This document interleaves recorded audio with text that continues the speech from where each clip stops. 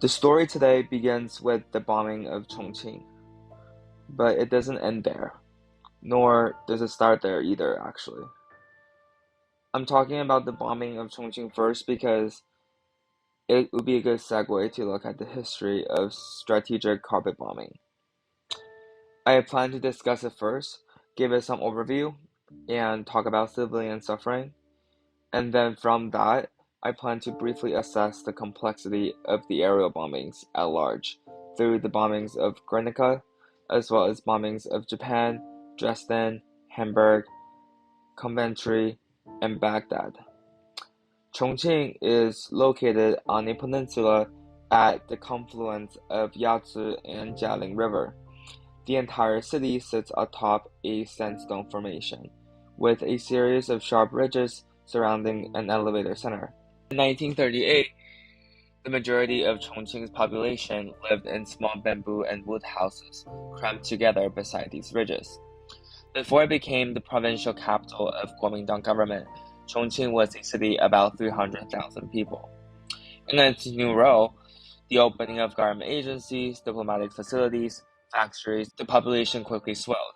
By the time the Japanese bombing started, more than 1 million people lived in Chongqing. The air raids were not hit and run, but rather a continuous shock and awe campaign of shrapnel and fire. The attacks on May 3rd and 4th of 1938 was the first systematic carpet bombings of Chongqing. The essential qualities of the Chongqing bombings are also the fundamentals of strategic bombing. First, bombing cities indiscriminately targeting civilians. Second, mechanical and insensible attacks characterized by the loss of sense against killing. In other words, ensuring that the distance between the killer and victim is so great that they are unable to see one another. Third, the repeated use of anti-personnel weapons to bring terror from the sky, which led to the development of incendiary weapons. The Japanese Air Force bombings of Chongqing were planned to destroy the entire city, so the attacks were repetitive and continuous. Compared with the Allies' area bombing of Germany and the strategic bombing of Japan from 1943 to 1945 later, the operation was relatively small scale, but Germany and Japan had the power to fight back, whereas China had virtually no way or means to counter the attacks. So that was the nature of the Chongqing bombings, one side systematically slaughtering the other. Danke Li's book, Echoes in Chongqing, partially reported on the cruelty and suffering inflicted. Li's work noted the hardship from the perspectives of the role of women. By assuming the responsibility for saving the children, he wrote, women's activists assumed the role of mother of the nation and the duty of national salvation. Preserving the future of the nation was one way that women redefined gender roles and replaced men in both a physical and metaphorical way. I would like to simply leave a picture on the right rather than going into the many accounts of suffering from bombing, rape, abuse, hunger, and disease that were depicted in the book. Then, the bombing in Chongqing leaves me with two questions. When did aerial bombardment start? Was Chongqing the first case? And did the bombing violate international law? If so, were the bombers held responsible during the war crime trials later? To answer the first question, no. The method was first introduced in the bombings of Guernica of Spain by the Germans in 1937.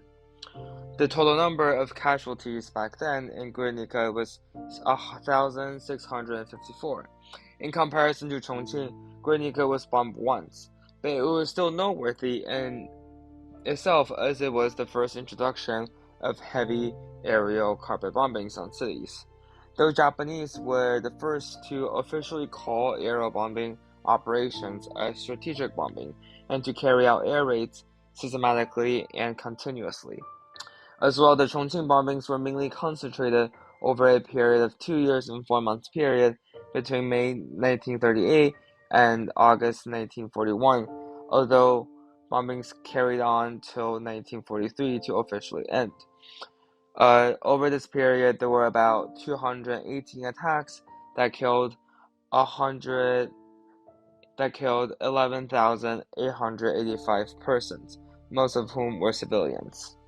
The bombings of Chongqing can be thought of as an extended Guernica because of the types of bombs currently classified as weapons of mass destruction had been prepared. The plan was also seen as Hiroshima before Hiroshima by field professionals such as Tetsuo Maeda. To also answer the second question, no, it was not legal, though Japan tried to use the international law of war to defend its position in Chongqing. While it is true that Chongqing was a military center, but it was not a military fortress where large numbers of troops were stationed. As well, unlike Shanghai and Nanjing, the Japanese did not bomb Chongqing in preparation for advances by the Imperial ground forces. Thus, the bombings in Chongqing was clearly in violation of the principle of military objects. It was not for advances, but for pure slaughtering of the civilians. While the Japanese government can say that it did not ratify the rules of aerial warfare and thus are not bound by it, the government cannot remain free from the obligation to recognize and respect the rules as legitimate international law. Although the rules of aerial warfare remained unratified, the Japanese representatives proposed the banning of all kinds of aerial bombings when the law was first debated. To answer the latter part of the second question, no, the aerial bombardment was not properly prosecuted during the war crime tribunals, because the Allied power did exactly the same thing, by way of legitimacy or the just war justification of massive aerial bombardment. The story and the complexity behind the aerial bombing from the Allies started in Coventry. Before the outbreak of the Second World War in Europe, the Irish Republican Army (IRA) carried out a campaign of bombings across England following a January 1939 demand for the total withdrawal of British forces from Ireland. Despite IRA's claims to only target city infrastructure, a devastating attack rocked the Coventry city center on 24th August while war with Germany was looming in continental Europe. Ordinary urban citizens were horrified by the idea that an armed force could slaughter non-combatants like themselves to further its political and military goals. Newspapers decried terrorism's inhumanity, and broadsheets in Coventry carried the names of victims as they came to light. It is incredible to think of the attention British society paid to the dead in Coventry before the Second World War, and the shock that was displayed at the treatment of ordinary people as targets. By the end of the war, the devastation meted out to Coventry's people was so terrible that Joseph Goebbels described the mass destruction of any British cities as being Coventryed. British citizens, in turn, supported reprisals in the form of targeting civilians in Germany, just like how Americans then ruthlessly rebombed Japan after Pearl Harbor. The transition from moral outrage over civilian death as to it being the new normal was not a singular case. In many cases, even the victims of aerial bombardment accepted the targeting of non-combatants, which would have included their relatives and neighbors, as a new normal in a wartime practice. In 1945, between February 13th and 15th, Dresden, a German city, was heavily bombed for the first time by the Royal Air Force, this time together with the U.S. Army Air Force (USAAF). During the 14-hour raid, massive quantities of incendiary bombs were dropped on most of the areas in the city, which housed no military facility and killed up to 25,000 to 30,000 people. The USAAF entered a bombing campaign in Europe in August 1942, sticking by its traditional strategy of precision bombing. But the so-called precision bombings was a euphemism, as the bombings regularly fell at least a quarter mile away from the target. It is not surprising that the USAAF killed not only German civilians, but also many Allied civilians of German-occupied cities, such as Paris, Lorient, and Amsterdam. From November 1943, U.S. bombers started blind bombing, which enabled yet more random and indiscriminate bombings in German cities. U.S. strategy moved steadily from position to blind bombing throughout the years of 1943 to 1945. In the 4 months between September and December in 1944, the USSF dropped more than 140,000 tons of bombs on major targets. 60% of them were blind bombing. Only 674 tons were used for precision bombings in strict cases. In conclusion, U.S. air attacks in Europe had become mostly area bombings, with no serious attempt to limit damage to military targets. By the end of the war, 131 German towns and cities had been bombed, and approximately 600,000 German civilians had been killed by strategic carpet bombing. In conclusion, U.S. air attacks in Europe were mostly area carpet bombings, with no serious attempt to limit damage to military targets. By the end of the war, 131 German towns and cities had been bombed, and approximately 600,000 German civilians had been killed by carpet bombings. It was against the background that USAAF began the bombing campaign of Japan in late 1944. According to U.S. General Henry Arnold, bombing civilians was essential in order to break Japanese morale, and this was the quickest way to force them to surrender. At the same time, it was also the most efficient method to minimize casualties to their own men. According to this concept, the killing of enemy civilians is justifiable, no matter how cruel the method. U.S. leaders, their public pronouncement, continued to insist that their bombs were directed toward military targets. Even during President Henry Truman's announcement immediately following the bombing of Hiroshima, he said, quote-unquote, "The world will note that the first atomic bomb was dropped on Hiroshima, a military base. That was because we wished in the first attack to avoid, insofar as possible, the killing of civilians." Truman made this statement immediately following the instant killing of 70,000 to 80,000 civilian residents of Hiroshima. By the end of 1945, 140,000 residents of that city died from the bomb. In the end, more than 100 Japanese cities were destroyed by fire bombings, and 2 by atomic bombings, causing 1 million casualties, including more than 500,000 deaths, the majority being civilians, particularly women and children.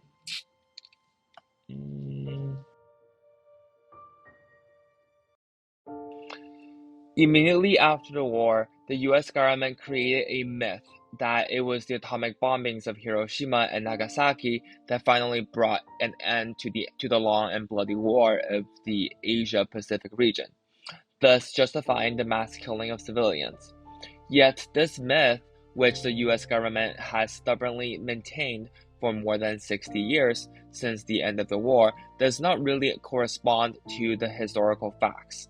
The Japanese government did not concede to the Allies immediately after the atomic bombings of Hiroshima and Nagasaki, and U.S. bombing of other Japanese cities continued every day up until August 14th, the day before Japan officially surrendered. Clearly, the other important issues, in particular the future fate of Hirohito and the monarchy, as well as Soviet Union's entry into the war against Japan, must be also considered as factors critical in ending the war. America's shock and awe attacks continued even after all that. By the same line of logic, German cities such as Hamburg and Dresden were also heavily bombed by the Allied power in the justification of stopping the war.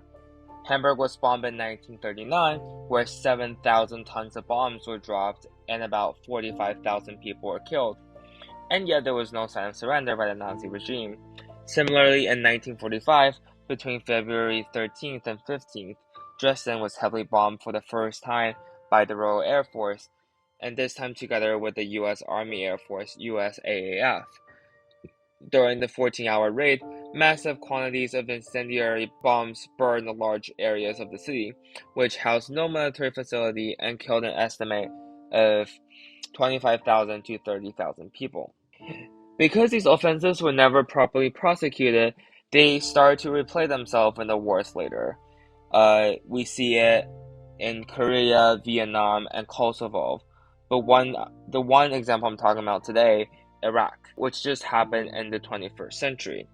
America's shotgun all attacks on Baghdad in 2003 by the same justification theory of terrorizing the enemy to end the war early never really struck Saddam Hussein, but rather they prove irrelevant or even counterproductive to the war. Ultimately, the people's embrace of war in Britain, Japan, America, and from all sides across the world enabled the massacre of innocent people in enemy nations, but also legitimized the attacks on their loved ones back home. In civilians' rush to support the war, people were killing each other. Contrary to wartime propaganda and patriotic post-war memory, this outcome, no matter in what country, was neither normal or inevitable in the long view of modern history. Thank you for sticking with me to the end. Lastly, I would like to briefly talk about how this rather immature project came to be, and I need to first start by apologizing about not covering everything in aerial bombardment. The topic is simply too vast, and there are too many incidents of killing civilians and the context behind all the wars that I really do not have the professional backgrounds to discuss in depth in the video. But I do want to talk about my inspiration, which came from a poem about Hiroshima that Professor Seraphim shared with us in class this semester. The poem is called When We Say Hiroshima by Kurihara Sadako. It read as, when we say Hiroshima, do people answer gently, ah, Hiroshima? Say Hiroshima and hear Pearl Harbor. Say Hiroshima and hear Rape of Nanking. Say Hiroshima and hear of women and children in Manila. Thrown into trenches, those with gasoline, and burned alive. Say Hiroshima and hear echoes of blood and fire. Say Hiroshima and we don't hear gently, ah, Hiroshima. In chorus, Asia's dead and her voiceless masses sped out the answer. Of all those we made victims, that we may say Hiroshima and hear in reply gently, ah, Hiroshima. We must lay down, in fact, the arms we were supposed to lay down. We must get rid of all the foreign bases. Until that day, Hiroshima will be a city of cruelty and bitter bad faith, and will be pariahs after a fire with remnant radioactivity. That we may say Hiroshima and hear in reply gently, ah, Hiroshima. We need first to cleanse our own filthy hands.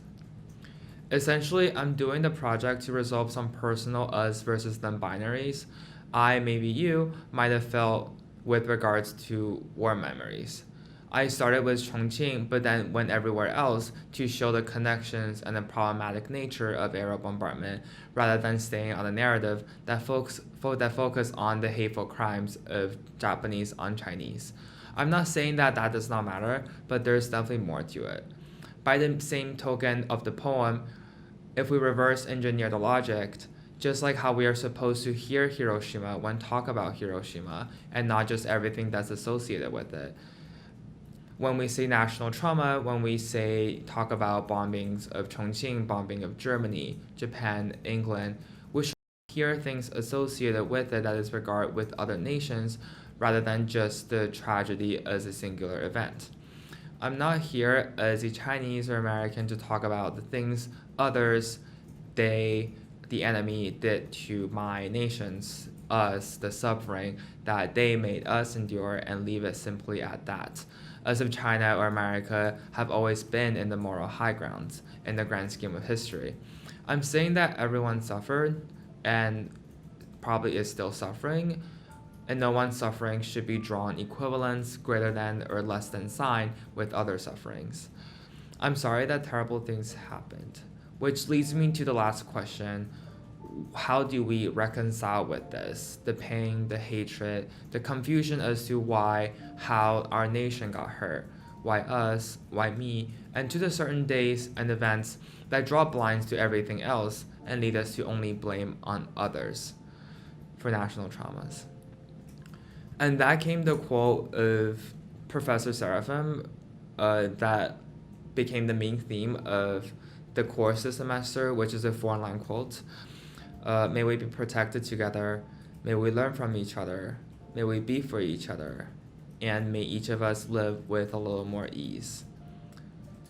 To say bombings of Chongqing and hear bombings of Chongqing, but also hear bombings of Guernica, Coventry, Baghdad, Japan, and so many more places and nations that suffered.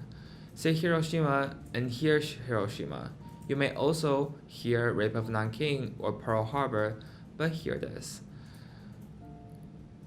When we discuss history, or even in the grand scheme of life, hatred and pain aside, may we be protected together. May we learn from each other. May we be for each other.